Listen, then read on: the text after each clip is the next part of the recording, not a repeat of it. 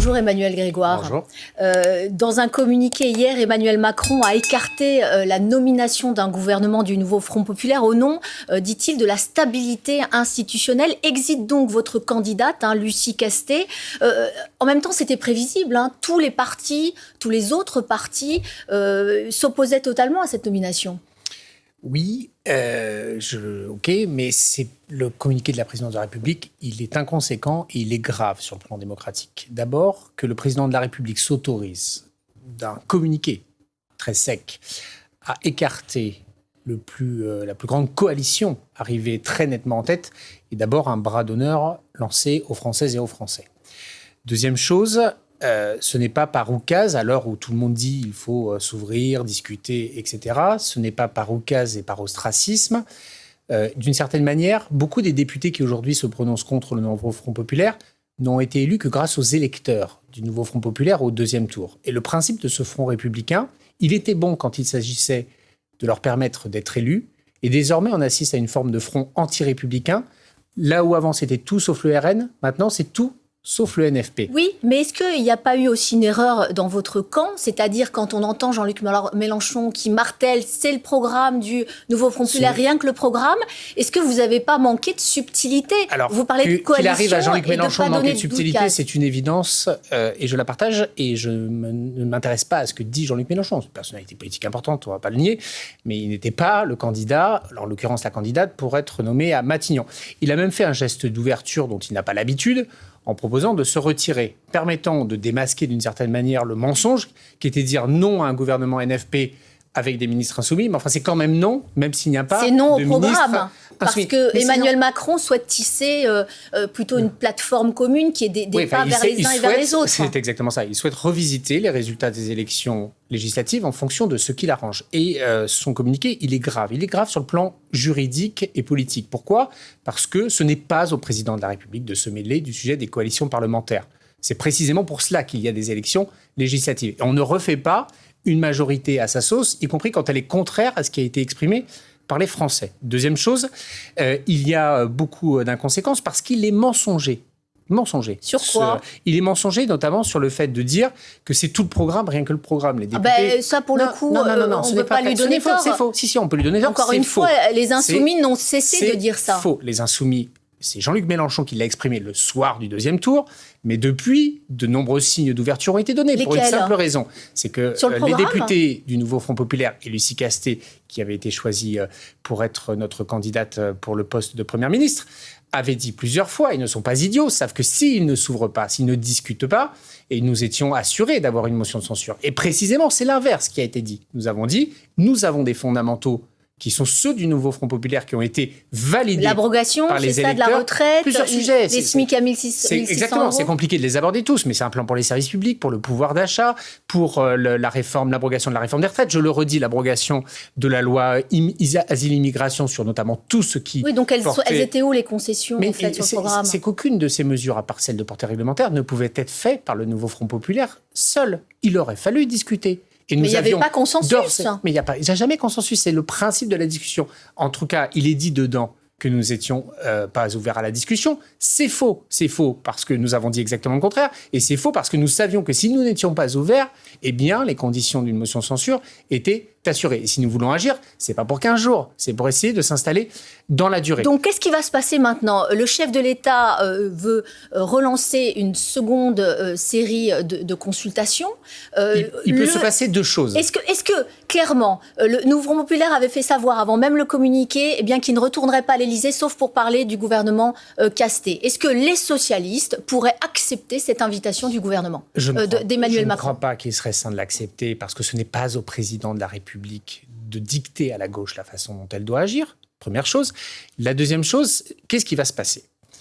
Et vous pouvez être tenu responsable du blocage ? Emmanuel Macron va dire, regardez, les socialistes ne veulent pas venir. Je pense que la ficelle serait un peu grosse, mais je ne crois pas qu'un seul Français normalement constitué pourrait y croire. Celui qui a créé ce chaos, c'est le président de la République. Il a choisi unilatéralement tout seul dans son bureau de dissoudre l'Assemblée nationale. Et mécontent des résultats, il essaye, comme à son habitude, d'en rester le grand orchestre, le chef d'orchestre, le Deus ex machina, pour recomposer l'Assemblée selon ce qui lui semble bien, non pas pour la France, mais pour lui-même. Et donc, moi, je veux dire qu'il y a un état d'esprit qui me paraît constructif à l'Assemblée nationale de la part des partis, parce que chacun sait personne n'a gagné seul. Et chacun sait, ou devrait sur le plan démocratique, savoir que le nouveau Front populaire est de très loin, la coalition qui est devant. Le nouveau Front populaire... 193 députés sur 577, effectivement, oui, ça ne fait pas non plus une majorité, ça fait un tiers. Je viens de dire exactement ça, donc c'est bien, on le confirme. Simplement, c'est de très loin, parce qu'une fois que vous avez dit c'est pas le nouveau Front populaire, tous les autres sont beaucoup plus petits. Donc... Et donc, il y a... Si vous n'allez pas voir Emmanuel Macron à l'Élysée, vous faites quoi ? On est député, on est parlementaire. Après, on va se réunir entre parlementaires pour discuter de la situation. Quelles sont les options qui sont sur la table ? Nous continuons à avoir une solidarité du nouveau Front populaire. Pourquoi ? Parce que c'est la seule coalition qui s'est présentée devant les électeurs. Tout le reste, c'est de la combinaison derrière cuisine. Mais en fait, j'arrive pas à comprendre, vous attendez quoi ? Vous voulez une mobilisation dans la rue, vous voulez une motion de censure, quel que soit le prochain gouvernement qui sera nommé, vous voulez une motion de destitution d'Emmanuel Macron ? Peut-être d'abord revenir sur les hypothèses. Qu'est-ce qui va se passer ? Le président a pris un très long temps, le plus grand de l'histoire de la Ve République, pour que ça décante. Quand vous mettez du vinaigre et de l'huile dans un verre, vous pouvez attendre 2 ans, ça ne décante pas, ça ne se mélange pas. Ce qu'il faut, c'est que les gens discutent pour faire en sorte que ça fasse une vinaigrette. Deuxième chose, nous avons tous des réunions entre parlementaires pour en discuter.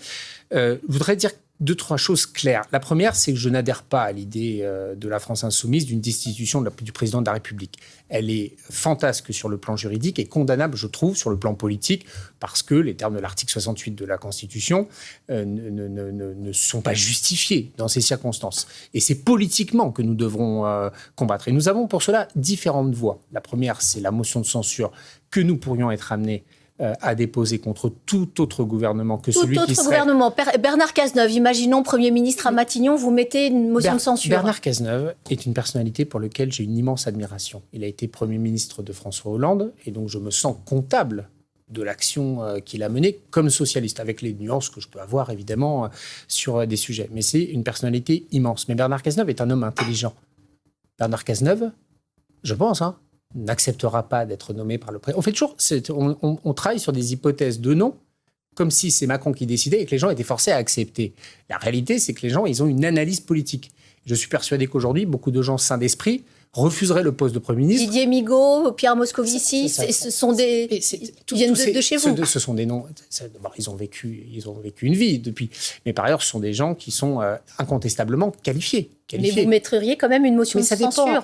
Pourquoi je dis ça dépend ? Et ces gens sont intelligents. Pensez que Pierre Moscovici, président de la Cour des comptes, convoqué par le président de la République, va lui dire « Oui, monsieur le président, bien sûr, j'arrive, je prends mes cartons, je m'installe à Matignon », sans connaître les conditions politiques de l'exercice de sa fonction.